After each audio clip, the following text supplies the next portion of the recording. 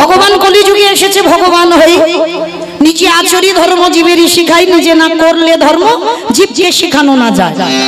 তাহলে ভগবান কলিযুগে বাবা আচরণ করে তো জীবকে শিখিয়েছে। তাহলে ভগবান এই জায়গায় মায়ের পরিচয়ে পরিচিত হলো। আর আপনারা আমরা বাবা যেখানে যাও না কেন সবার আগে তোমার বাবার নাম কি? কোন একটা বাচ্চা মানুষ হারিয়ে যাবে তো তাকেও প্রশ্ন করবে, আরে বাবা তোর বাবার নাম কি?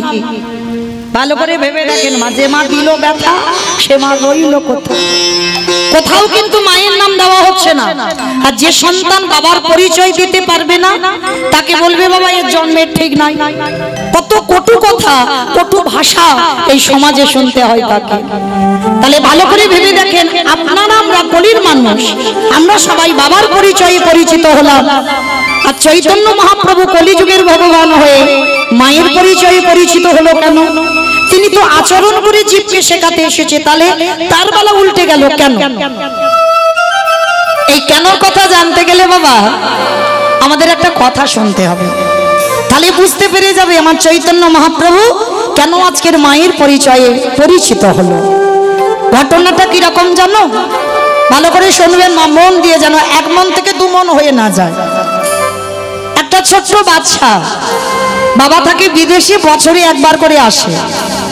আর মা কি করেছে, সারাদিন বাবা তো থাকে না, সারাদিন হাড় খাটুনি খেটে সংসারের সমস্ত কাজকর্ম করে শ্বশুর শাশুড়িকে দেখভাল করে ছেলেটাকে বড় করছে।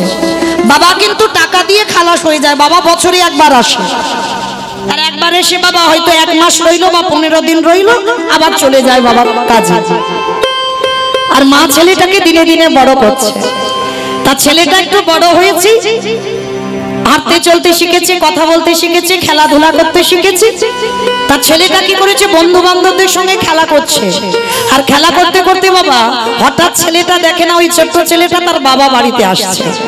আর যেই না দেখেছে তার বাবা বাড়িতে আসছে, ছোট বাচ্চা তো অনেকদিন পরে বাবা বাড়িতে আসছে, মানে সারা দুপুর রোদে রোদে খেলা করে ধুলো বালি কাদা গায়ে মাখা আছে। আর সেই অবস্থা বাবাকে দেখতে পেয়েছে। তার ছোট্ট বাচ্চা তো অত বোধগম্য নেই যে বাবা যদি বোম্বে থেকে ফেরে, দিল্লি থেকে ফেরে, দামি দামি স্যুট জামা প্যান্ট পরে আছে। অপরাধ নেবেন না বাবা বলছি বলে, কথাটা আমি ভেঙে বলবো। বাবা ভালোবাসে, মাও ভালোবাসে, কিন্তু দুটো তফাৎ হবেই, হতে হবে।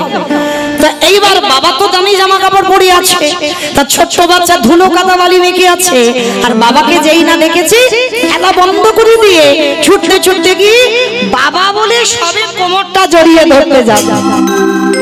আর বাবা কি করেছে, দামি জামা কাপড় পরে আছে তো ছেলের হাত দুটো ধরে, যাই দাঁড়া দাঁড়া দাঁড়া দাঁড়া, ছি ছি ছি ছি, এই নোংরা মেখে আছিস আর নোংরা অবস্থায় একেবারে আমাকে জড়িয়ে ধরছিস। হ্যাঁ শোন, যা তোর মার কাছে যা, মার কাছে গিয়ে আগে ভালো করে পরিষ্কার হয়ে আয়। আর মা যদি তোকে পরিষ্কার করে দেয় তারপরে আমি তোকে কোলে নিয়ে ঘুরতে যাব, তার আগে কিন্তু আমি তোকে কোলে নেব না। ভালো করে ভাবেন মা, বাচ্চাটার কত কষ্ট হলো। অনেক আদর করে তো বাবার কোলে উঠতে গিয়েছিল, কিন্তু বাবা হাত ধরে ঠেলে দিয়েছে। তার ছেলেটা কাঁদতে কাঁদতে বাড়িতে চলে এসেছে। আর মা কি করেছে, সারাদিন ওই সংসারে খাটাখাটুনি করে সবে একটু অন্ন নিয়ে বসেছে সেবা করতে। আর ওই সময় ছেলেটা এসে দাঁড়িয়ে দাঁড়িয়ে কাঁদছে। মা সবে এক রাত দিতে যাবে, সে আর গালে দেওয়া হয়নি, অন্যের থালাটা ফেলে রেখেছে। তাই খোকা, তাই এদিকে আয়, কাঁদছিস কেন? কি হয়েছে? বন্ধুরা বকেছে, বন্ধুরা মেরেছে, না মারামারি করেছিস? কাঁদছিস কেন? ও মামা, বাবাকে দেখলাম বাবা বাড়ি আসছে। বাবা বাড়ি আসছে তাই এতে কাঁদার কি আছে? তো আনন্দের কথা, তা তুই কাঁদছিস কেন? জানো মা, আমি অনেক ভালোবাসা নিয়ে, অনেক আদর নিয়ে আমার বাবার কোলে একটু উঠতে গেলাম। আমার বাবা হাত দুটো ধরে বললে, মার কাছে পরিষ্কার হয়ে আয়, পরিষ্কার হলে তবে কোলে নেব, তার আগে নেব না। মায়ের চোখে জল এলো। ও বাবা বকেছে বুঝি, কোলে নাইনি ওই জন্য কষ্ট হয়েছে। ঠিক আছে, মার কিন্তু আর খাওয়া হলো না। বাবা ভালোবাসাটা কোথায় দেখে, সারাদিন পরে খেতে বসেছে, খাওয়া হলো না। সে খাবার থালাটা রেখে দিয়ে মা ওই ছেলে ধুলো বালির কাদা মেখে আছে পরিষ্কার করে দিয়েছে। ভালো জামা কাপড় পরিয়ে দিল, একটু পাউডার মাখিয়ে দিল, বড় একটা কাজলের টিপ পরিয়ে দিল। এইবার স্বামী বাড়ি এসেছে, ছেলেটাকে কোলে নিয়ে বলছে, কি গো ছেলেটাকে কোলে নাওনি? ছেলেটার বড় কষ্ট হয়েছে, নাও একটু কোলে নিয়ে ঘুরতে যাও তো দেখি আগে, তারপরে কথা বলবো। হরি বল। এইবার বাবা আসল তত্ত্বটা বলবো, এইবার ভালো করে শুনবেন। মা পরিষ্কার করে দিল বাবার কোলে, বাবা ছেলেকে নিয়ে ঘুরতে গেল। তত্ত্বটা বোঝালো কি? দুটো তত্ত্ব বেরোলো বাবা। যারা ভক্তি জীবনে ডুবেছেন তারা অনুভব করতে পেরেছেন, আর যারা ডুব দেননি তারা এখনো বুঝতে পারছেন না। বাবা ভালোবাসে, মা ভালোবাসে, তাহলে এই চরিত্রটা তুলে ধরলো কেন চৈতন্য মহাপ্রভু?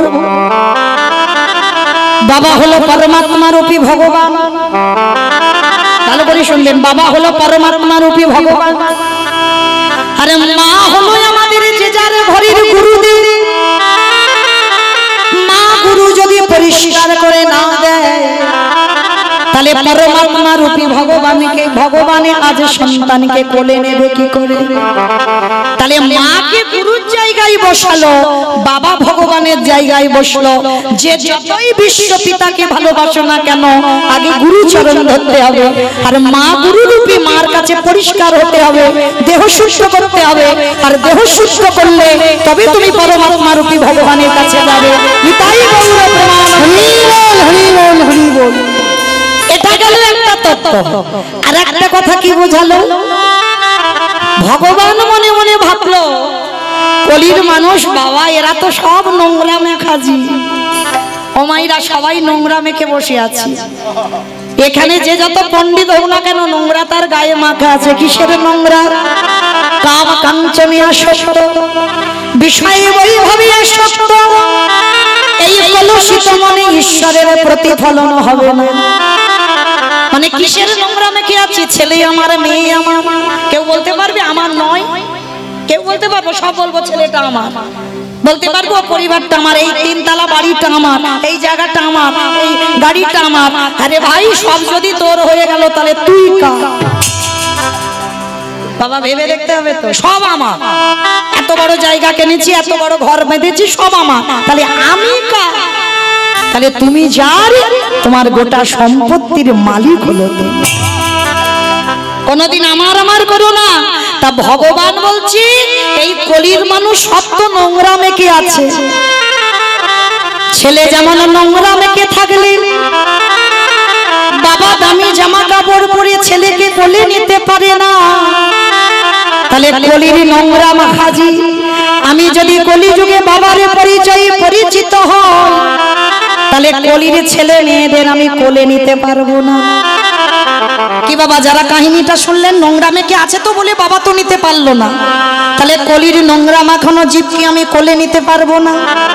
তাহলে কি করতে হবে? কিন্তু মা কি বিচার করেছিল বাবা? মা কিন্তু ছেলে ধুলো মেখে আছে সেই অবস্থাতে কোলে করে নিল। কেন? মা যেটা পারবে সেটা বাবা পারে না। মার ভালোবাসা মাধুর্যে, বাবার ভালোবাসা ঐশ্বর্যে। মা যেটা পারবে সেটা বাবা কখনো পারে না বা হতে পারে না। তা ধুলো কাদা বালি মেখে আছে, ছেলেটাকে কোলে নিল। ভগবান চিন্তা করে দেখলো, হায় ভগবান, বাবা নোংরা ধুলো বিচার করি কিন্তু মা বিচার করি না। আমি কলির ভগবান, কলিযুগে যাব মায়ের পরিচয়ে পরিচিত হয়ে।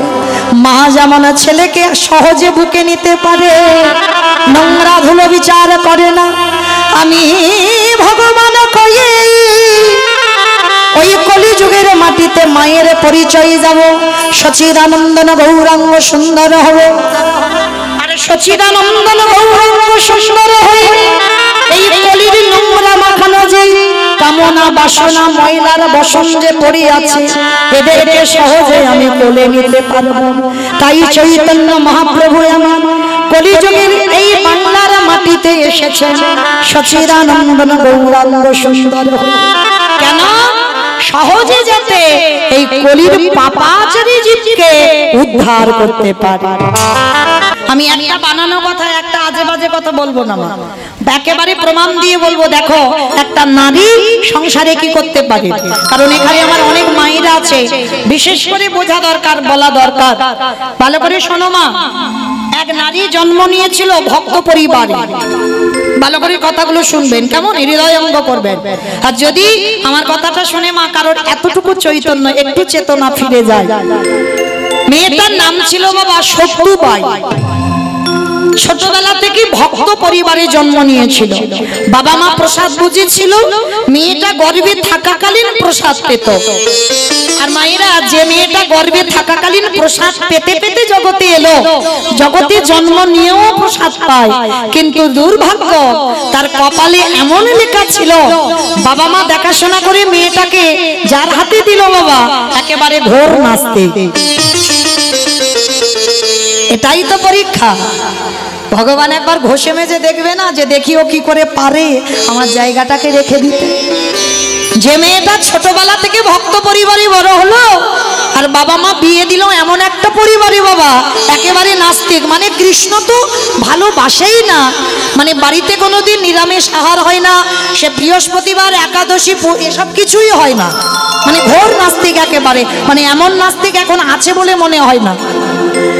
তা এই সত্য মা বিয়ের পরে এমনই একজন নারী ছিল, একদিনের জন্য বাবা বাপের বাড়ি গিয়ে কোনো নালিশ জানায়নি, যে মা তুমি আমার এমন বাড়িতে দিলে, যে বাড়িতে বাবা কৃষ্ণ ভজন নিষিদ্ধ, যে বাড়িতে ভগবানের নাম করা নিষেধ, যে বাড়িতে ভাগবত পাঠ করা যায় না, যে বাড়ি থেকে বাবা একটা পা বের করা যায় না।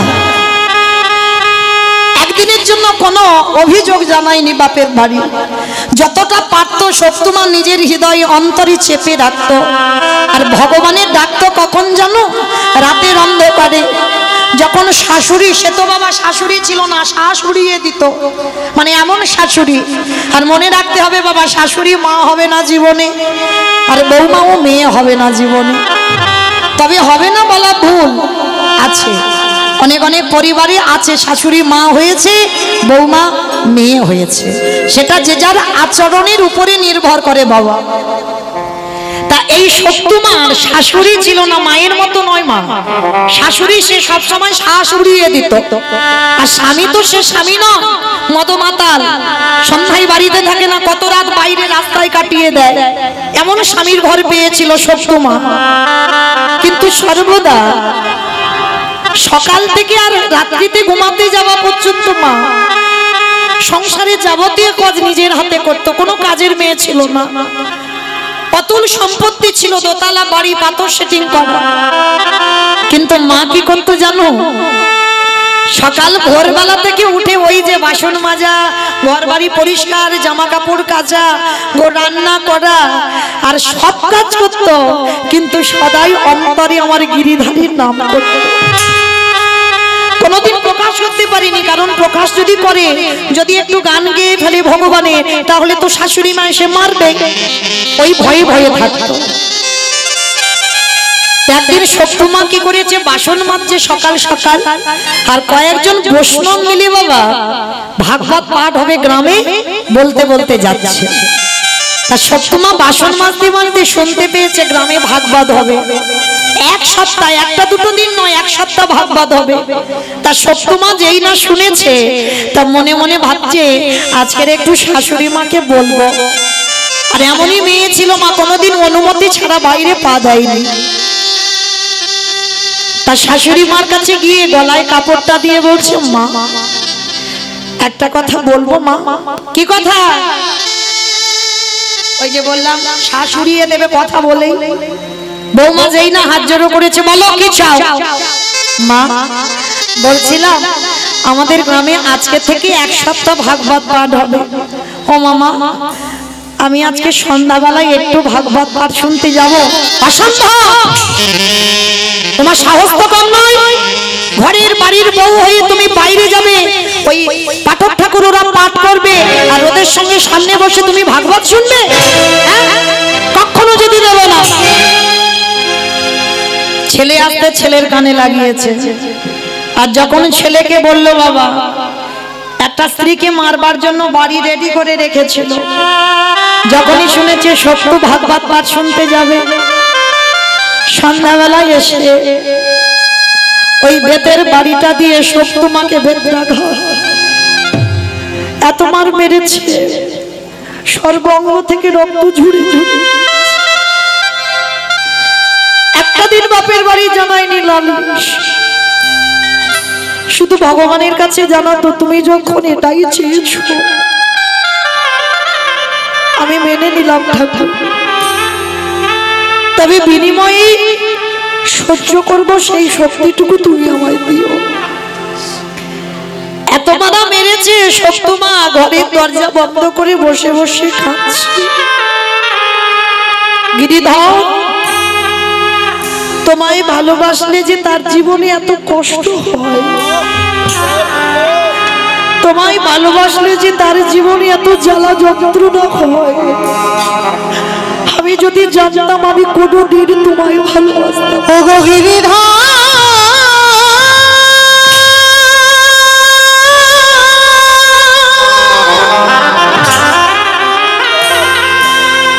যে জনে তোমায় ভালো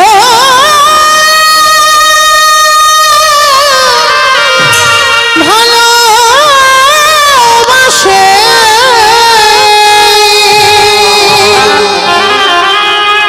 তারি কি এমনি করে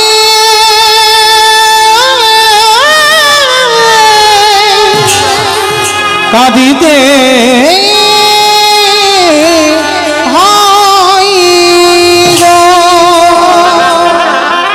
সর্বশরীর এত মার মেরেছে, জ্বালা যন্ত্রণা, কেউ একবারও দেখতে আসেনি মেয়েটা কেমন আছে, রাত্রিবেলা কাঁদছে। আরে কি গিরিধরে থাকতে পারে ডাকার মতো যদি ডাকা যায়, ভালোবাসার মতো যদি বাসা যায়, আমার ভগবানের অন্ধকারে ওই শাশুড়ি মার রূপটা ধরেছে। ভালো করে দেখেন, শাশুড়ি মার রূপ ধরে ওই সত্যু মার কাছে এসে ডাকছে, বৌমা ও বৌমা। চমকে উঠেছে, কে কে আমায় ডাকছি বৌমা বলে তাড়াতাড়ি করে মাথায় কাপড়টা দিয়ে শাশুড়ি মার কাছে, ওই যে অঙ্গ থেকে রক্ত বেরোচ্ছে দেখতে দেবে না, সারা শরীরটা ঢাকা দিয়ে শাশুড়ি মার জন্য দরজা খুলে দিয়েছে। মা বৌমা মাথায় হাত বুলিয়েছে, ভগবান বেশি শাশুড়ি মাথায় হাত বুলিয়েছে, যেই না হাতটা দিয়েছে সত্যমা চমকে উঠেছে। পরশমণির থেকে তো আরো মূল্যবান গো, যেই না পরশ করেছে না দেহটা একেবারে ঠান্ডা হয়ে গেছে, যে জ্বালা যন্ত্রণা ছিল আর কিছু হচ্ছে না। কিন্তু সত্যমা বুঝতে পারেনি, অনুভব করতে পারছে না। ভগবান মাথায় হাত দিয়ে বলছে, বৌমা ছেলেকে বলে মার খাইয়েছি, কষ্ট হয়েছে, যাও, ছেলে এখন ঘুমাচ্ছে, তুমি যাও, এই সময়ে তুমি একটু ভাগবত শুনে এসো। অবাক হয়ে গেল সত্যমা, মা আমি যাব? তুমি তো সকালবেলা থেকে আমায় কত বকলে মারলে, আর এখন তুমি আমায় যেতে বলছো? হ্যাঁ বলছি। তুই এত কাঁদছিস আমি ঘর থেকে শুনতে পাচ্ছি, যা মা। আর শোন, ভাগবত পাঠ শুনে আমার জন্য একটু প্রসাদী নিয়ে আসবি। মা তুমি প্রসাদী পাবে? হ্যাঁ পাবো না তো কি করবো, তুই যাবি যখন আমার জন্য একটু প্রসাদী আনবি। সত্যমা বুঝতে পারলো না, ওটা ভগবান শাশুড়ির বেশ ধরে অনুমতিটা দিয়ে দিল। আর সত্যমা অনুমতিটা পেয়ে সন্ধ্যাবেলায় ওদিকে ভাগবত শুরু হয়ে গেছে। তাড়াতাড়ি করে পাগলিনীর মতো উন্মাদিনীর মতো যে অবস্থাতে ছিল, মানে এত কৃষ্ণ নাম শোনার পাগল। এই যেমন আপনারা মানুষের তো কত টাইমের সময়ের জ্ঞান বাবা, কত মানুষের কলির মানুষের কত কাজ, তবু কিন্তু সব কাজ ফেলে রেখে ছুটে এসেছেন হরিবাস। আমার মতো অধঃকীর্তনিয়া এখন তো বাবা মোবাইলে বিছানায় ঘুমিয়ে ঘুমিয়ে শোনা যায়, তাহলে কিসের আশায় এসেছে? দেখতে তো নয়। কেউ যদি বলে দেখতে ভুল, কারণ ওটা তো দেখা যাচ্ছে, তাহলে কিসের আশায়? হৃদয়ে প্রেম ভক্তি আছে বলে যদি একবার কানে ভক্ত মানুষের হরিনাম হবে, এই কথাটা যদি একবার কানে যায়, তারা সব কাজ ফেলে রেখে পাগলের মতো ছুটি আসে। নিতাই গৌর হরি বল, হরি বল, হরি বল। এইবার শক্তিমা হরির ভাগবত পাঠ শুনবে বলে ওই যে অবস্থাতে ছিল মা পাগলিনীর মতো ছুটে গেছে। এদিকে ভোর হয়ে যাচ্ছে, ভগবান মনে মনে চিন্তা করলো ভোর হয়ে গেল, বাসি বাসন পরে আছে, এঁঠো বাসন, কাপড় জামা ভর্তি করে রেখে দিয়েছে শাশুড়ি মা, ঘর দাবা পরিষ্কার করতে হবে। আর এমতো সময় ভগবান ভাবছে, আর শাশুড়ি মার ঘুমটা ভেঙে গিয়ে দেখে না বৌমার ঘরে দরজা খোলা। ছেলেকে ডেকেছে, ছেলে উঠে দেখছে বউ ঘরে নেই। শাশুড়ি মা রেগে গিয়ে বললেন, ওর এত বড় সাহস, ওর এত বড় স্পর্ধা, আমার মারার সত্ত্বেও আমার আদেশ বিনা ও চলে গেল ভাগবত পাঠ শুনতে। আসো, বাসি কাপড় পরে আছে, বাসি ঘর পরে আছে, এঁঠো বাসনগুলো পরে আছে, আর ও মেয়ে গেছে ভাগবত শুনতে। ও দেখাচ্ছি ও আসুক একবার। সবকিছু এঁঠো বাসন কোসন সব পড়ে আছে, ঘর একেবারে এলোমেলো। আরো শাশুড়ি মা ইচ্ছা করে বিছানা বিছানা ওলট পালট করে দিয়েছে, যাতে সে আরো বেশি কাজ করতে হয়। হরি বল। আর এদিকে শাশুড়ি মা দরজায় একটা বেতের বাড়ি নিয়ে দাঁড়িয়ে আছে। আর ভাগবত পাঠ শেষ হয়ে গেছে, একেবারে বাবা সকাল হয়ে গেছে। আর সকাল হতে শক্তিমা প্রসাদীটা নিয়ে এইবার ফিরছে কোথায়? বাড়িতে। আর যেই না প্রসাদীটা আঁচলে করে বাড়িতে ফিরছে,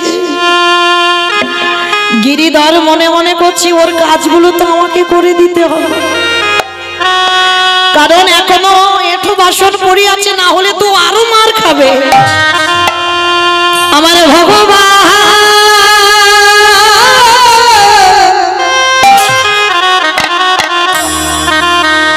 ভক্তের মার খাবার ভয়, নিজের হাতে ভগবান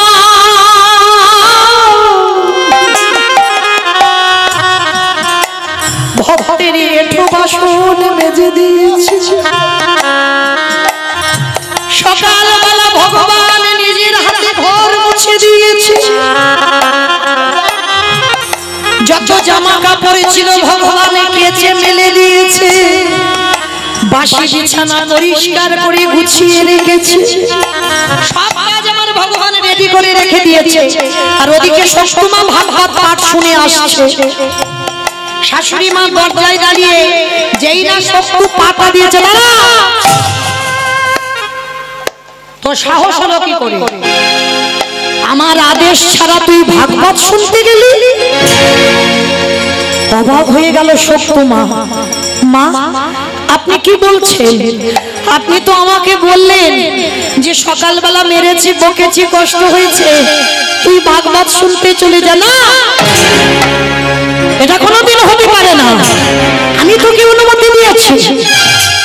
হ্যাঁ মা, আমি তোমার আদেশ ছাড়া তো আমি কোথাও যাই না কোনোদিন। এত বড় মিথ্যা অপবাদ আমার গায়ে লাগাচ্ছিস? তুই এমন একজন নারী, আমার অনুমতি, আমার ছেলের আদেশ ছাড়া তুই চলে গেলি। দেখাচ্ছি মজা তোর দ্বারা। ওই বেতের বাড়ি নিয়ে সকালবেলা ভাগবত পাঠ শুনে আসতে, ওই বেতের বাড়িটা দিয়ে বেতটা ঘাত দূর হয়ে যা, বেরিয়ে যা। গিরিধর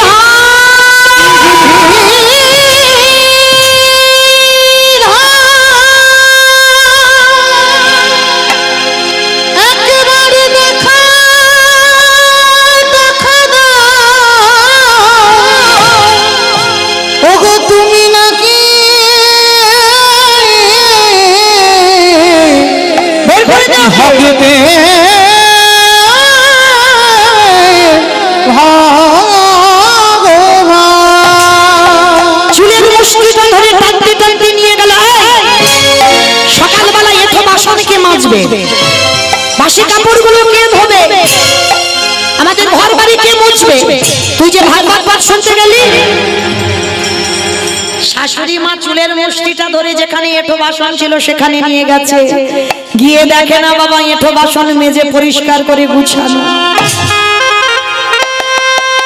বাসি কাপড় জামা যেখানে ভর্তি করা ছিল সব কেচে ছাদে মেলে দেওয়া, বিছানা বাসি বিছানা পরিষ্কার করা, ঘর বাড়ি চকচকে করে মুছে রেখেছে, রান্নাঘরে সব বাসন পরিষ্কার, রান্নাঘর পরিষ্কার। শাশুড়ি মা বুঝতে পারলো না, সত্যমা গিয়ে দেখছে গিরিধরের অঙ্গ গন্ধ চারিদিকে ছড়িয়ে আছে। এত মারা মেরেছে মেয়েটাকে, হাত চলবার ক্ষমতা নেই। ডাক দিল গিরিধর, সেদিন তুমি মীরার সেই বিষটা অমৃত করে দিয়েছি, আর আজকে তুমি আমার কাজগুলো নিজের হাতে করেছো। আমি জানি এটা তোমারই লীলা, তার মানে আমার শাশুড়ি অনুমতি দেয়নি, তুমি আমার শাশুড়ি সেজে অনুমতি দিয়েছো। প্রভু সেই যদি কৃপা করলে, আমি মার খেয়েছি আমার কোনো কষ্ট নেই, হেদায়া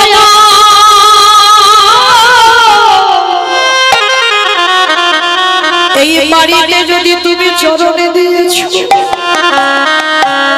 আমার শাশুড়িকে একবার তোমার পরিণাম, আমার স্বামীকে একবার তোমার চরণের দাস বানাই। প্রভু এই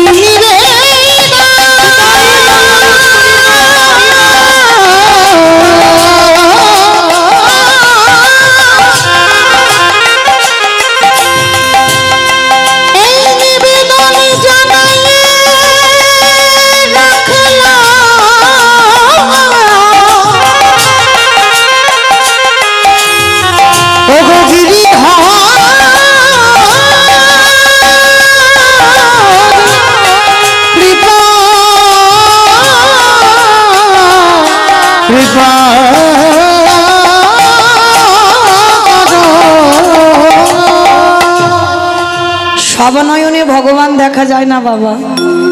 দন্তের সভা সব মানে সর্বস্ব, তালবের সভা সব মানে মরা। এখানে যারা দাঁড়িয়ে আছো বসে আছো কীর্তনিয়া সম্প্রদায়, সব তালবের সভা সব মরা। এ মরা দুটো চোখে কোনোদিন ভগবানের যুগল দেখা যায় না। যুগল দেখতে গেলে গুরুচরণ ধরে বাবা কুলকুণ্ডলী জাগরিত করতে হবে, আজ্ঞা চোখটা খুলতে হবে, মনে রাখতে হবে যা আছে বিশ্ব ব্রহ্মাণ্ডে তাই আছে তোমার দেহ ভাণ্ডে। যেতে হবে না নবদ্বীপ, যেতে হবে না বৃন্দাবন, হরিদ্বার, দক্ষিণ ভারত, কোথাও যেতে হবে না। যে একবার নিজেকে চিনতে পেরে যায় আমি কে, তাহলে তাকে আর কোথাও যেতে হয় না, সে ঘরে বসে হৃদয়ে রাধা গোবিন্দ যুগল দেখতে পায়।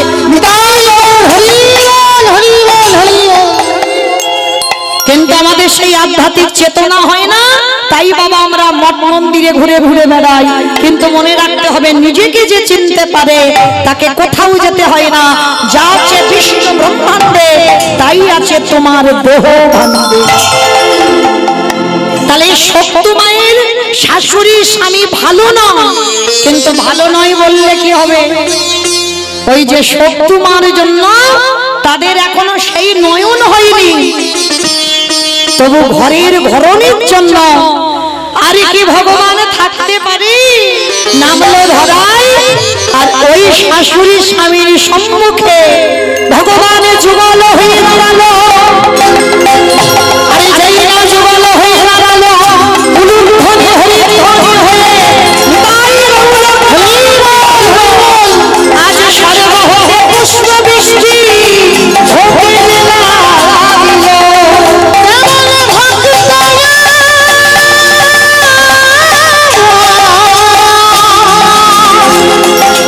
মনে ভাব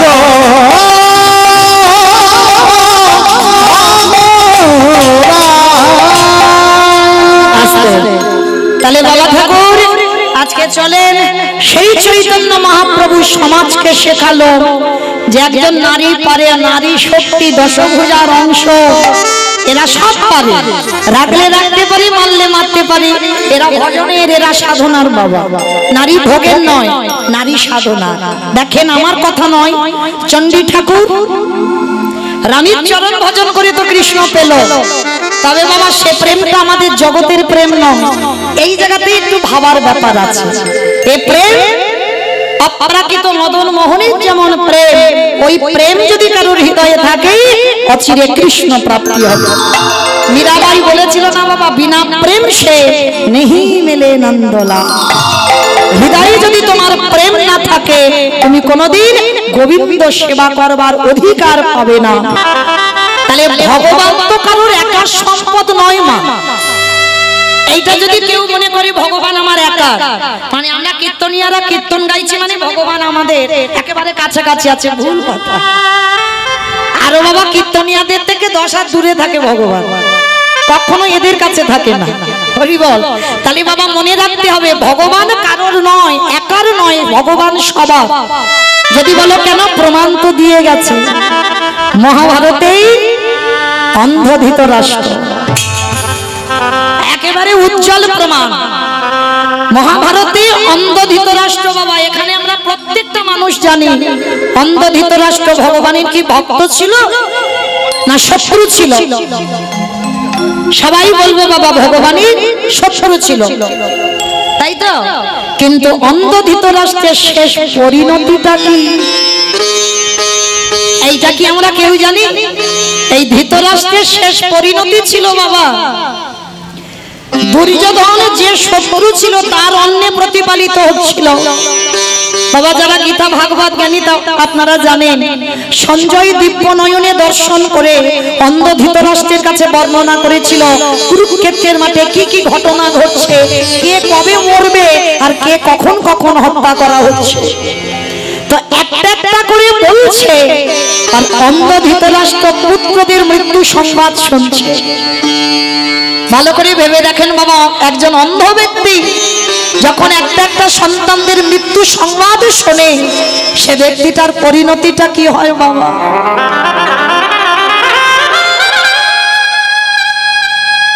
একেবারে রাগে ক্রোধে বাবা জ্বলে পুড়ে যাচ্ছে হৃদয়টা ধৃতরাষ্ট্রের, কিন্তু অন্ধ ব্যক্তি তো কিছু করতে পারছে না। সঞ্জয় বলছে আর নিজের রাগ নিজের শরীরে রেখেছে, কিন্তু বাবা মনে মনে প্রতিজ্ঞা করেছিল ধৃতরাষ্ট্র একটা। কি প্রতিজ্ঞা জানো? একটাই প্রতিজ্ঞা করেছিল, যদি কোনোদিন যে ভীমের গদার আঘাতে আমার দুর্যোধনের উরুভঙ্গ হলো, যে ভীম আমার দুঃশাসনের বক্ষ চিরে রক্ত পান করলো, ওই ভীমকে আমি কোনোদিন ছেড়ে দেব না, ওই ভীমকে আমি নিজের হাতে হত্যা করব। যতই হোক বাবা তো একটা প্রতিজ্ঞা করেছিল মনে মনে, কিন্তু বাবা অন্ধ কিছু করতে পারছে না, কিন্তু প্রতিজ্ঞা করেছিল। আর একটা কথা মনে রাখবেন বাবা, ভক্তকে কোনোদিন ভগবানের কাছে গিয়ে কিছু বলতে লাগে না। এই আমরা ভগবানের কাছে গিয়ে মানত করি না, কিচ্ছু করতে লাগে না, কারণ ভগবান ভক্তের অন্তরের কথা সব জেনে যায়। অন্ধ ধৃতরাষ্ট্র যখনই মনে মনে সংকল্প করলো, আর সংকল্প করে বাবা বিদুরকে ডেকেছিল, বিদুর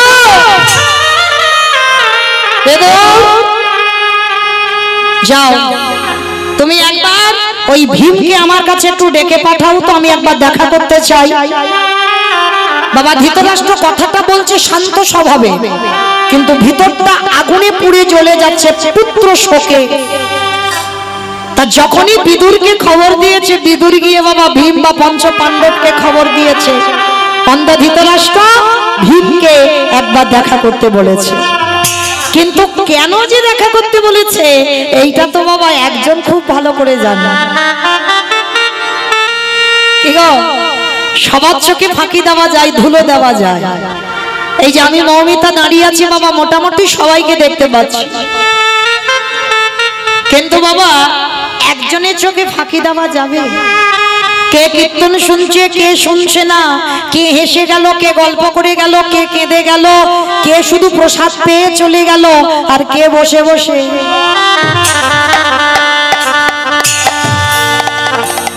সে সন্ধ্যাবেলা ও ঢোলে এটা সব মিথ্যা নয় বাবা। দেখবেন এই কীর্তন আসরে বসে সে সন্ধ্যে কি দুপুর কি সবসময় ঢুলে ঢুলে পড়ে যায়। মানে কীর্তন তো এমন শরীরটা ঠান্ডা করে দেয়, বাড়িতে ঘুমাতে পারে না, হরিবাসরে এসে ঘুমায়। তাহলে বাবা লক্ষ্য করে দেখে, এই যে আমার চোখে ধুলো দেওয়া যায়, কিন্তু যে ছেলেটা বাঁশিটা ধরে আছে পারবে ধুলো দিতে? শুধু আসলে সময় মতো ভগবান পৌঁছে দেবে। তার যখনই ধৃতরাষ্ট্র বিদুরের দ্বারা খবর পাঠিয়েছে যে ভীম যেন দেখা করে, তা বিদুর গিয়ে বাবা সংবাদটা দিয়েছে। তা এবার কি রকম গন্ডগোলটা পাকাচ্ছে দেখো আমার ভগবান কৃষ্ণ। পঞ্চপাণ্ডব একসঙ্গে এসেছে, আর একসঙ্গে এসে বাবা যুধিষ্ঠির মহারাজ প্রথমেই প্রণাম করেছে অন্ধ ধৃতরাষ্ট্রকে। আর যখনই প্রণাম করেছে অন্ধ ধৃতরাষ্ট্র, প্রণাম করতেই মানে শরীরটা ছুঁতেই বুঝতে পেরে গেছে ভীম নয়। অন্ধ হলে কি হবে বাবা, তার এত স্মৃতিশক্তি ছিল। সঙ্গে সঙ্গে বলে বললেন, যুধিষ্ঠির আমি তো তোমাকে আসতে বলিনি, আমি ভীমকে আসতে বলেছি, ভীমকে পাঠাও। আর এদিকে ভীম তো জানে না বাবা কি গন্ডগোলটা হবে। এবার ভীম পাশে দাঁড়িয়েছিল, ভীম সবে যেতে যাবে, ভগবান কৃষ্ণ হাতটা ধরে ভীমকে টেনে সরিয়েছে। আর টেনে সরিয়ে দিয়ে বাবা একটা বড় ভীম একেবারে ধৃতরাষ্ট্রের সামনে দাঁড় করিয়েছে। ভালো করে ভাববেন বাবা, মানুষের ক্রোধ কেমন হয়, রাগ কেমন হয়। যেই না দাঁড়িয়েছে ভীম, অন্ধ ধৃতরাষ্ট্র হাত বুলিয়ে দেখছে ভীম এসেছে, সঙ্গে সঙ্গে ভীমকে বুকে এমন করে চেপে ধরেছে বাবা, সে ভীম একেবারে ধুলোর মতো গুঁড়ো হয়ে গেছে। আর যেই না ধুলোর মতো গুঁড়ো হয়ে গেছে, আর দেখবেন বাবা কোনো মানুষ ভুল করার পরে বাবা নিজে অনুতপ্ত হয়। অন্ধ ধৃতরাষ্ট্র কিন্তু ভালো করে জানতো আমার 100টা ছেলে ভালো নয়, ওই জন্য ওদের পতন হলো, ওই জন্য তো ওরা মরলো। তাহলে ভালো করে জেনে শুনেও তবু কিন্তু ভীমকে মেরেছে। আর যেই না ভীমকে মেরে দিল, এইবার অন্ধ ধৃতরাষ্ট্র নয়ন জলে দাঁড়ায়ে দাঁড়ায়ে কাঁদে, কৃষ্ণ রে আমি জেনে শুনে বড়ই অপরাধ করে ফেললাম, কিন্তু বিশ্বাস কর রাগের মাথায় করেছি, কিন্তু আমি সত্যি সত্যি এই কাজটা করতে চাইনি। বিশ্বাস কর কৃষ্ণ, আমার রাগ হলো যখন শুনলাম ভীমের গদার আঘাতে দুর্যোধনের উরুভঙ্গ হলো, ভীম দুঃশাসনের বক্ষ চিরে রক্ত পান করলো, তখন আর আমি নিজের ধৈর্য ধরতে পারিনি। তখনই সংকল্প করেছিলাম আমি নিজের হাতে ওই ভীমকে হত্যা করব। কিন্তু কৃষ্ণ তুই আমায় ক্ষমা করে দে। ভীমকে মারার পরে বলছে আমায় ক্ষমা করে দে। ভগবান আমার পাশে এসে মুচকি মুচকি হাসছে, ও জ্যাঠামশাই, মানে পঞ্চপাণ্ডবদের জেঠু হয়তো, সেই সম্পর্কে কৃষ্ণ জেঠু বলে ডাকতো। ও জ্যাঠামশাই এদিকে এসে, তুমি কাঁদছো কেন, কি হয়েছে তোমার? কৃষ্ণ রে আমি নিজের হাতে ভীমকে হত্যা করলাম, আমি বড় অপরাধ করে ফেললাম। তা ভগবান হাসছে আর বলছে, ও জেঠু কে বলেছে তুমি ভীমকে মেরেছো? কে বললো? তুমি তো ভীমকে মারোনি। বলে না কৃষ্ণ, আমি ওকে বুকে চেপে ধরে ওকে ধুলোর মতো গুঁড়ো করে দিয়েছি। ভগবান মৃদু হেসে বললেন, জ্যাঠামশাই এই জগতে যা যা কিছু ঘটনা ঘটে সবই তো আমার চিত্রপটে। অজেঠু তুমি তো ভীমকে মারোনি। কৃষ্ণ কি বলছিস? আমি ওকে মেরেছি নিজের হাতে। জেঠু একটা কথা বলি, যদি কোনো ব্যক্তি অন্যায় করে নিজে থেকে অনুতপ্ত হয় বাবা, সেই অপরাধীকে ভগবান বলছে অপরাধী বলে স্বীকার করে না। মানে নিজে ভালো করে জানি আমি একটা ভুল করেছি, অন্যায় করেছি, আর অন্যায় করে তুমি যদি তার কাছে ক্ষমা চাইতে পারো, আর ক্ষমা চাওয়ার পর সে আর দোষী থাকে না। জেঠু তা তুমি যখন ক্ষমা চাইছো আমি তোমাকে ক্ষমা করে দিলাম, কিন্তু কৃষ্ণ আমি তো ভীমকে হত্যা করেছি না। জেঠু তুমি বোধহয় জানো না আমি চিন্তামণি, এই জগতে সবারই চিন্তায় আমাকে করতে হয়। ও ও জেঠু, আমি জানি তুমি আজকের ভীমকে মারবে, ওই জন্য তোমার পরিকল্পনার আগে আমি তো আগে থেকে ঘরের ভিতরে একটা লোহার ভীম তৈরি করে রেখেছিলাম। কৃষ্ণ, লোহার ভীম? বলে হ্যাঁ জেঠু, তুমি তো ভীমকে মারোনি, ওই যাকে মেরেছো আমি জানি তুমি ওকে বুকে চেপে ধরে মারবে, ওই জন্য তো লোহার ভীম তৈরি করে রেখেছিলাম। কৃষ্ণ, তার মানে আমি আসল ভীমকে মারিনি? না, তুমি দেখবে জেঠু, এইবারে যেই না ভীমকে এসে দাঁড় করিয়েছে, অন্ধ ধৃতরাষ্ট্র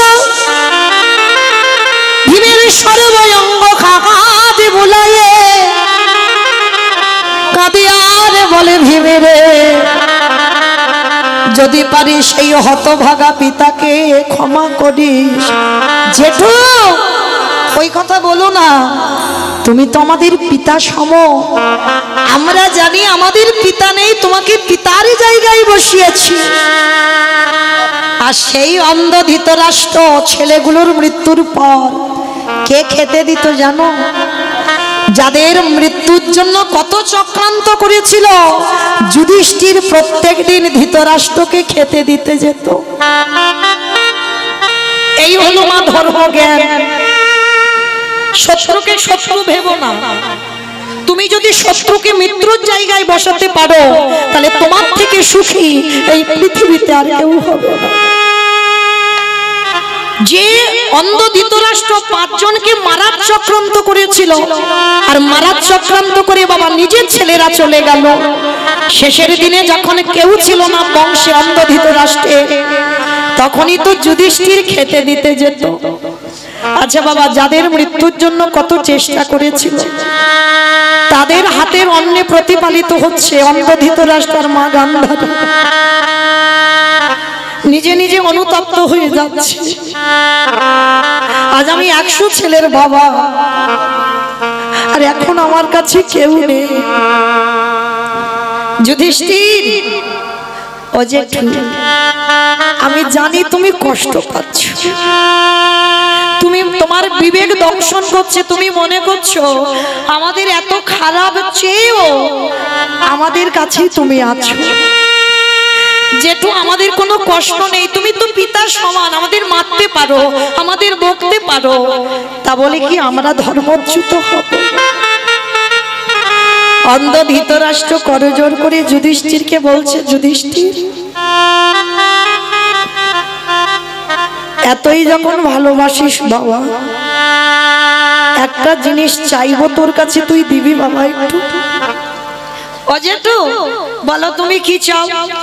তুমি যদি আজকের আমাদের জ্যাঠামশাই হয়ে যদি এখানে দাঁড়িয়ে আমাদের প্রাণ নিতে চাও, আমি হাসতে হাসতে দিয়ে দেব। বলো জেঠু তুমি কি চাও? না, একবার আমার কৃষ্ণকে এনে দেখাবি। এই জায়গাটায় মা খুব ভালো করে শুনবে, শত্রুর শেষ পরিণতিটা কি হয়। একবার কৃষ্ণকে এনে দেখাবি। ও জেঠু, ঠিক আছে, আমি কাল সকালবেলা কৃষ্ণকে বলবো যে আমার জ্যাঠামশাই তোকে একবার দেখতে চেয়েছে। সকাল হয়েছে, কৃষ্ণকে খবর দিয়েছে, কৃষ্ণ এসে দাঁড়িয়েছে। জ্যাঠামশাই, শুনলাম তুমি নাকি আমাকে একটু দেখতে চেয়েছো। হ্যাঁ কৃষ্ণ, আমার কাছে আয়। সর্বাঙ্গে হাত বুলিয়ে দেখছে ধৃতরাষ্ট্র। কৃষ্ণ, জীবনে তো অনেক কিছু তোর কাছে চেয়েছি,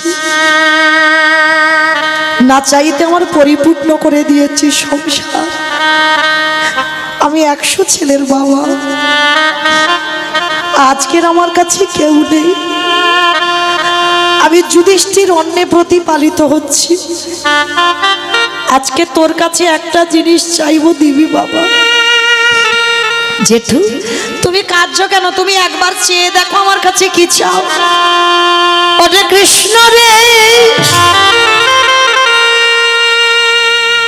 তোর চরণে আমার নিবেদন, অন্ধ ধৃতরাষ্ট্র আঁচল পেতে দাঁড়াইছে। দিতে যদি হয় আমার একটা ধন দে। কি দেব জেঠু? কৃষ্ণ, ক্ষণকালের জন্য, ক্ষণ সময়ের জন্য তুই আমার এই দৃষ্টি শক্তিটা একটু ফিরাইয়ে দে। ও জেঠু, তার মানে তুমি আমাকে একটু দেখতে চাও, তাই তো? আর পৃথিবীটাকে একটু দেখবে, ওই জন্য তুমি তোমার চোখটা চাইছো না কৃষ্ণ? পৃথিবী দেখতে চাই না, তোর ওই ভুবন মঙ্গল ভোলানো রূপ, গোপবেশ্বরে বেনুক শ্যামে নব কৈশোরে নট, নরলীলা হয়ে তাকার সর কৃষ্ণ রে, ওই রূপ একবার আমার সামনে এসে দাঁড় করা।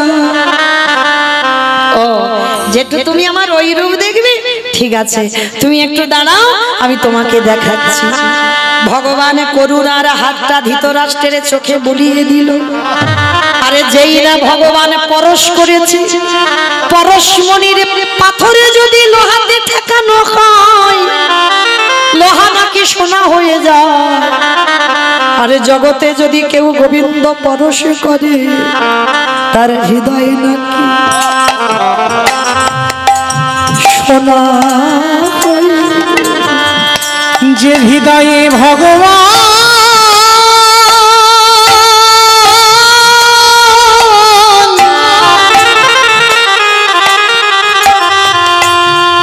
হৃদয়ে আমার ভগবান একেবারে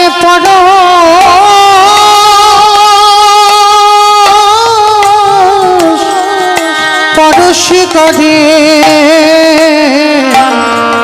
তার হৃদয় নাকি সোনা হয়ে যায়। ভগবান যেই না করুণার হাত চোখে দিল, ধৃতরাষ্ট্রের দৃষ্টি ফিরে এলো, সাক্ষাতে দেখলো আমার ভগবান দাঁড়াই আছে। সেই রূপ দর্শন করে ওই ধৃতরাষ্ট্র কৃষ্ণ চরণ বুকে ধরে বলল, কৃষ্ণ আর একটা জিনিস চাইবো, দিবি? আবার এই তো তুমি চোখ চাইলে, চোখ ফিরিয়ে দিলাম, আবার কি চাও? কৃষ্ণ আর একটা জিনিস দিবি। কি চাও জেঠু? দে দে আমার অন্ধ করে দে রে আমায় অন্ধ করে দে রে। ওরে যে নয়নে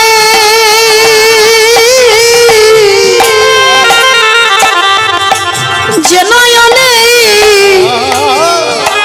একেবারে কৃষ্ণ দর্শন করে, একেবারে দে দে অন্ধ করে দে রে।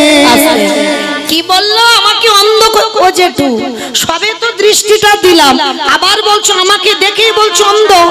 ওরে কৃষ্ণ রে, এই পাবে দুটো নয়নে কারোর যদি একবারে সাক্ষাতে গোবিন্দ দর্শন হয়ে যায়, তারে কি জগতে আর কিছু দেখতে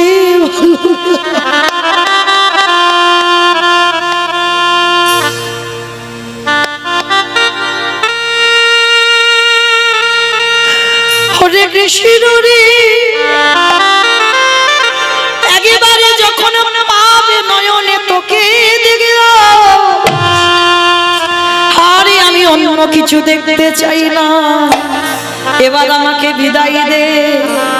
এই সংসার ছেড়ে গান্ধারীকে নিয়ে আমি এবারে ব্রহ্মচর্য পালন করে আমি বনবাস। কৃষ্ণ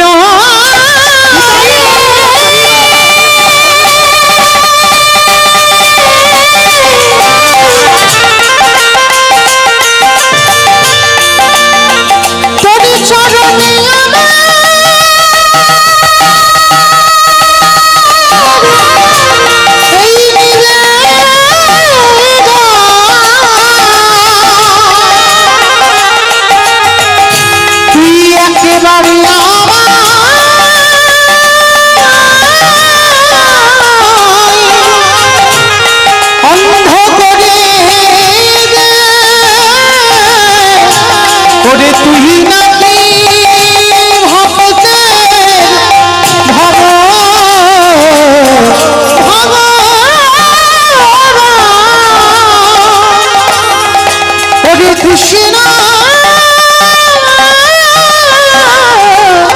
রে এই কাগজটা বন্ধ করো দেয়া। তাহলে ধৃতরাষ্ট্রকে দেখে কি মনে হলো, আগে হোক বা পরে হোক সবাইকে গোবিন্দ চরণ ধরতে হবে। কি গো, যে যাই করো না কেন আগে বলো আর পরে বলো, ধরতে তোমার হবে। যদি এ জন্মে না চরণ ধরো, এর পরের জন্মে ধরতে হবে।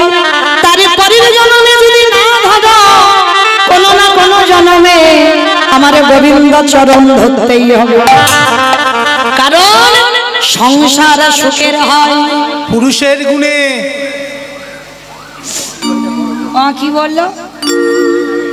পুরুষের গুণে, রমণীর গুণে? তাহলে কোনটা ঠিক, পুরুষ না রমণী? পুরুষের গুণে।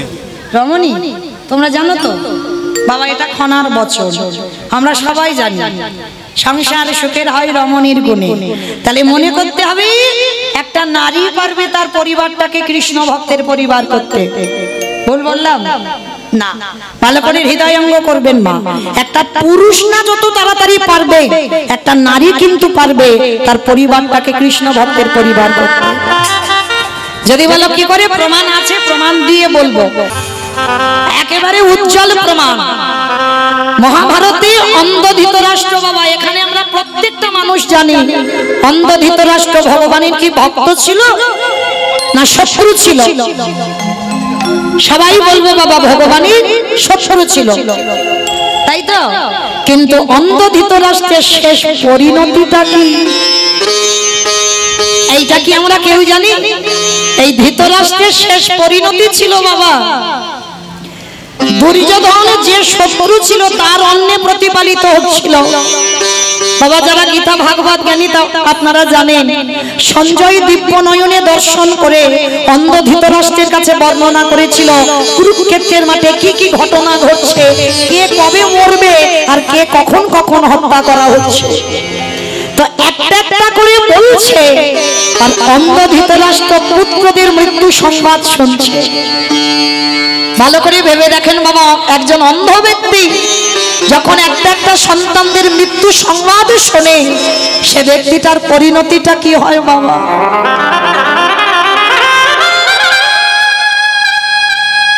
একেবারে রাগে ক্রোধে বাবা জ্বলে পুড়ে যাচ্ছে হৃদয়টা ধৃতরাষ্ট্রে, কিন্তু অন্ধ ব্যক্তি তো কিছু করতে পারছে না। সঞ্জয় বলছে আর নিজের রাগ নিজের শরীরে রেখেছে, কিন্তু বাবা মনে মনে প্রতিজ্ঞা করেছিল ধৃতরাষ্ট্র একটা। কি প্রতিজ্ঞা জানো? একটাই প্রতিজ্ঞা করেছিল, যদি কোনোদিন যে ভীমের গদার আঘাতে আমার দুর্যোধনের উরুভঙ্গ হলো, যে ভীম আমার দুঃশাসনের বক্ষ চিরে রক্ত পান করলো, ওই ভীমকে আমি কোনোদিন ছেড়ে দেব না, ওই ভীমকে আমি নিজের হাতে হত্যা করব। যতই হোক বাবা তো একটা প্রতিজ্ঞা করেছিল মনে মনে, কিন্তু বাবা অন্ধ কিছু করতে পারছে না, কিন্তু প্রতিজ্ঞা করেছিল। আর একটা কথা মনে রাখবেন বাবা, ভক্তকে কোনোদিন ভগবানের কাছে গিয়ে কিছু বলতে লাগে না। এই আমরা ভগবানের কাছে গিয়ে মানত করি না, কিচ্ছু করতে লাগে না, কারণ ভগবান ভক্তের অন্তরের কথা সব জেনে যায়। অন্ধ ধৃতরাষ্ট্র যখনই মনে মনে সংকল্প করলো, আর সংকল্প করে বাবা বিদুরকে ডেকেছিল, বিদুর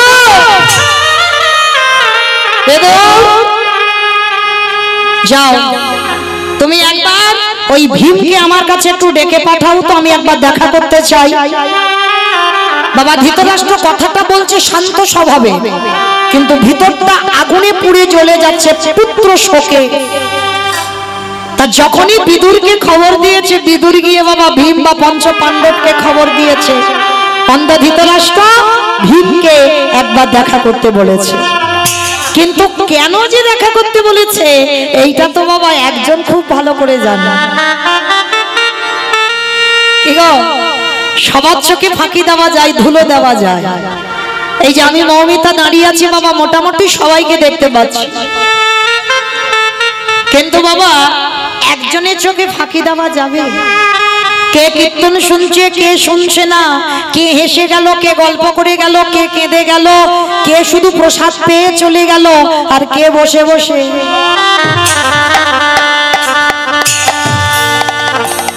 সে সন্ধ্যাবেলাও ঢোলে। এটা সব মিথ্যা নয় বাবা। দেখবেন এই কীর্তন আসরে বসে সে সন্ধ্যে কি দুপুর কি সবসময় ঢুলে ঢুলে পড়ে যায়।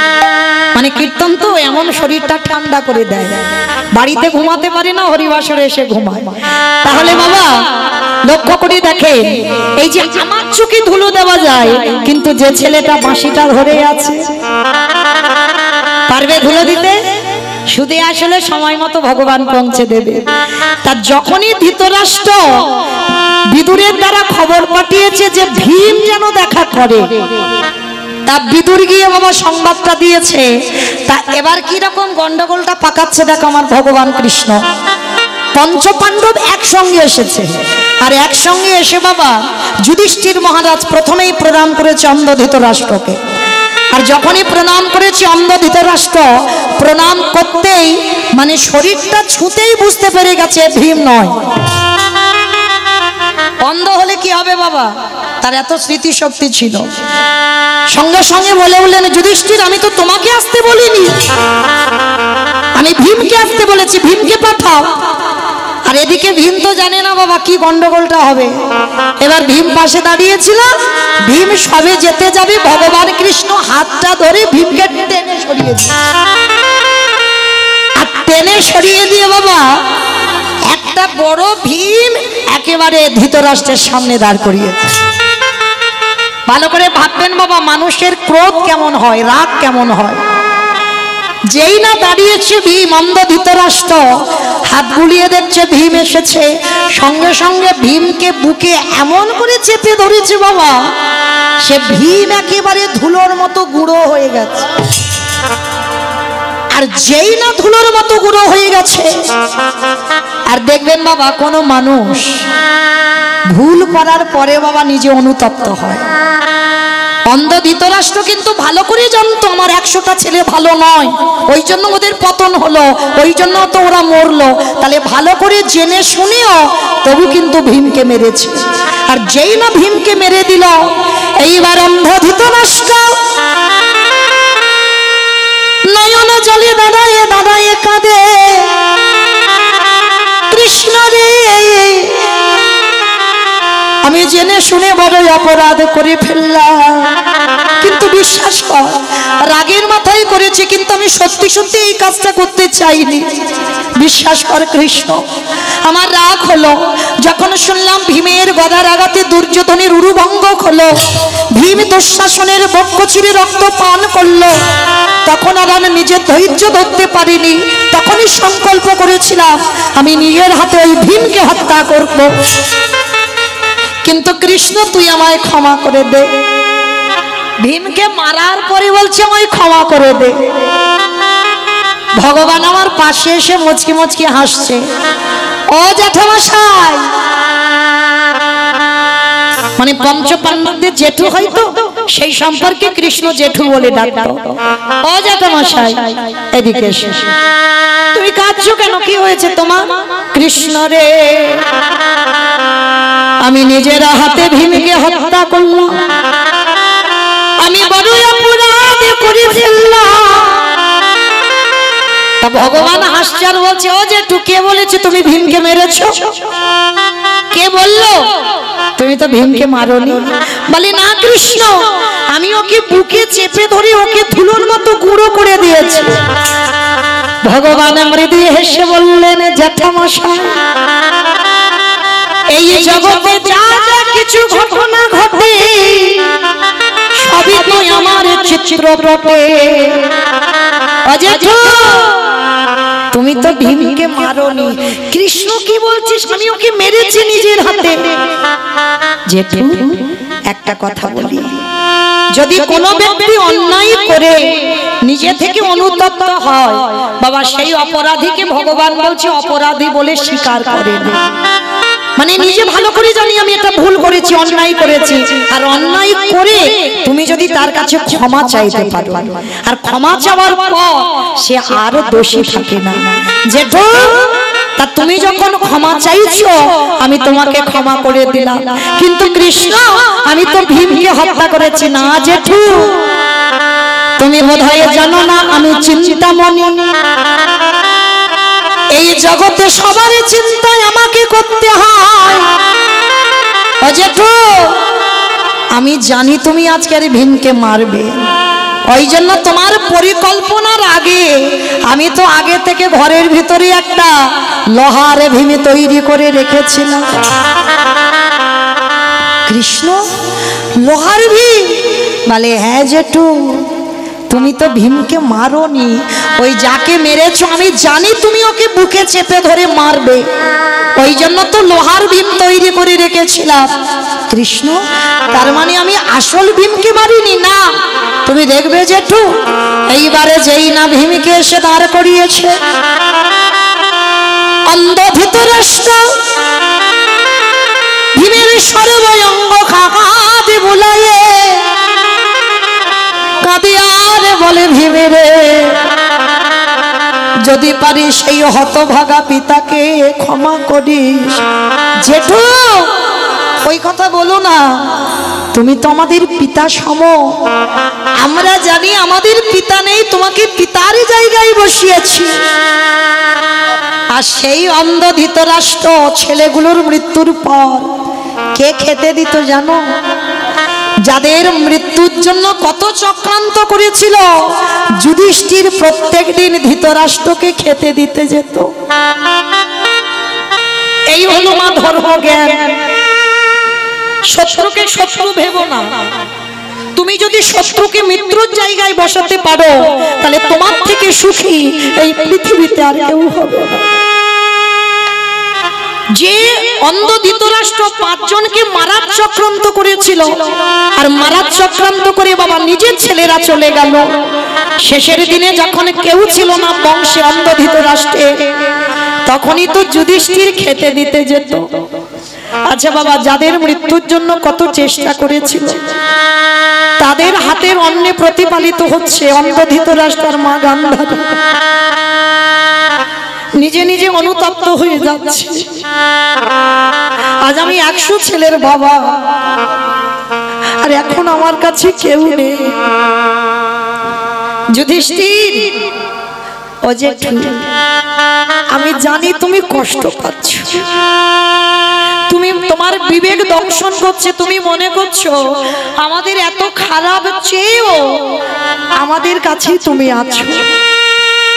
জেঠু আমাদের কোনো কষ্ট নেই, তুমি তো পিতার সমান, আমাদের মারতে পারো, আমাদের বকতে পারো, তা বলে কি আমরা ধর্মচ্যুত হব?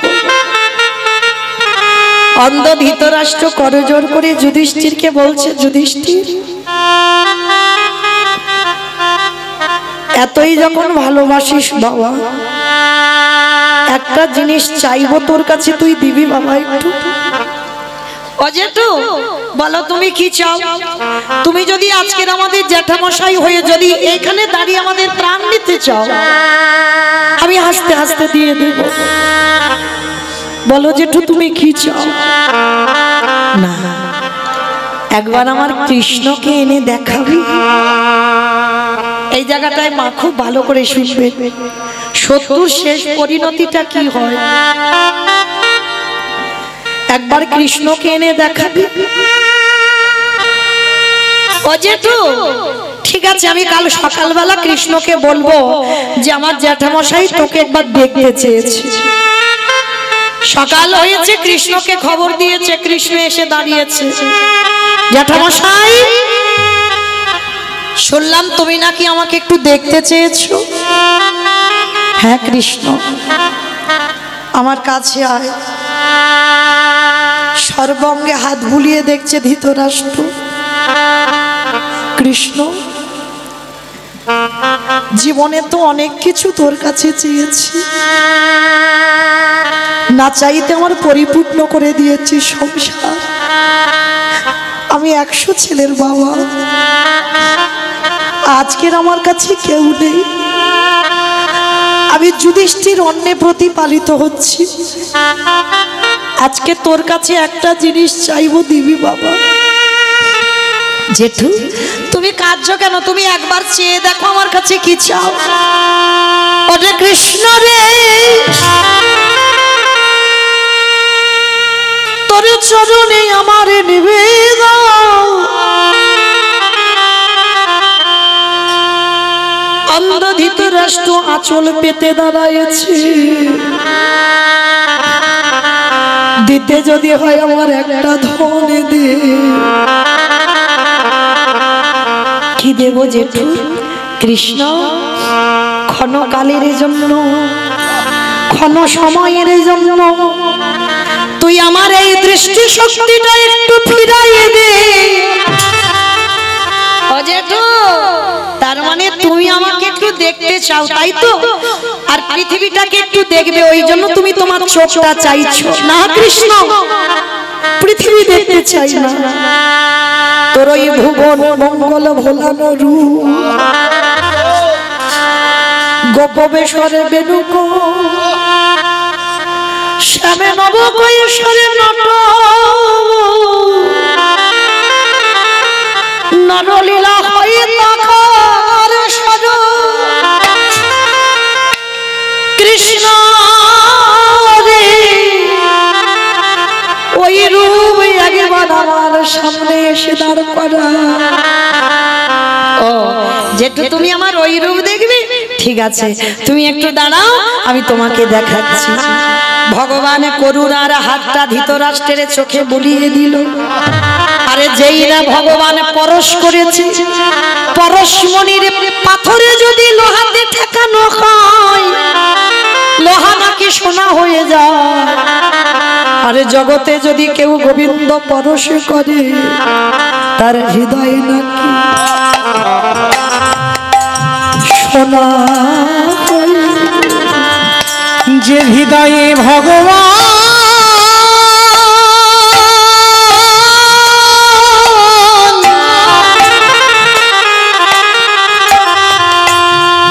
হৃদয়ে আমার ভগবান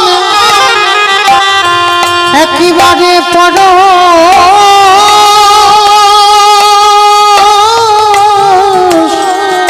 পরশ করে,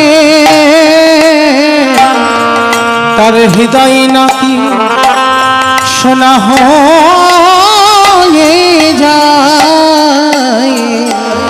ভগবান যেই না করুণার হাত চোখে দিল,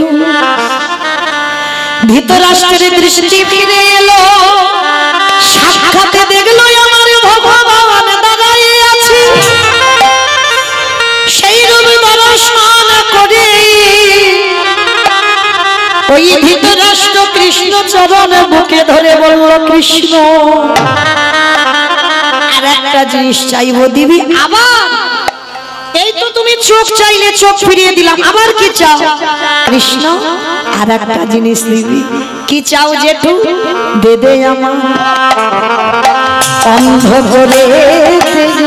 করে দে রে আমায় অন্ধ করে দে রে। ওরে যে নয়নে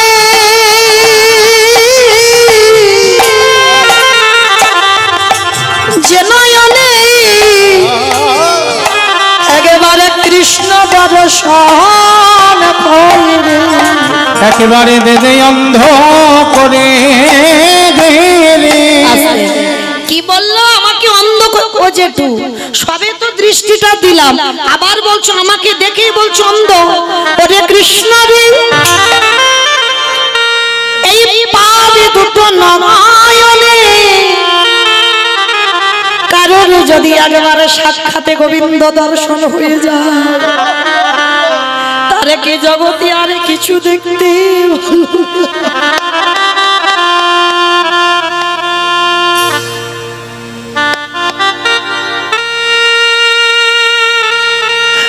হরে কৃষ্ণ রে। একেবারে যখন পাবে নয়নে তোকে দেখলাম, আরে আমি অন্য কিছু দেখতে চাই না, এবার আমাকে বিদায় দে, এই সংসারে ছেড়ে গান্ধারীকে নিয়ে আমি এবারে ব্রহ্মচর্য পালন করে আমি বনবাস। কৃষ্ণ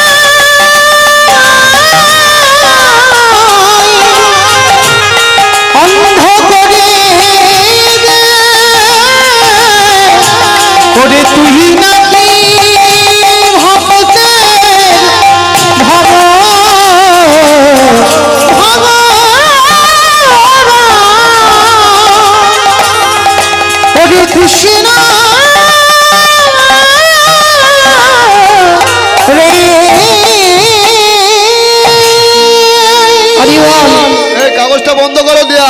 তাহলে ধৃতরাষ্ট্রকে দেখে কি মনে হলো? আগে হোক বা পরে হোক সবাইকে গোবিন্দ চরণ ধরতে হবে। কি গো, যে যাই করো না কেন আগে বলো আর পরে বলো, ধরতে তোমার হবে। যদি এ জন্মে না চরণ ধরো, এর পরের জন্মে ধরতে হবে। তার পরের জন্মে যদি না ধরো, কোনো না কোনো জন্মে আমার গোবিন্দ চরণ ধরতেই হবে। রাখালি ভাজা বনে দিবে কোথায় বৃন্দাবন,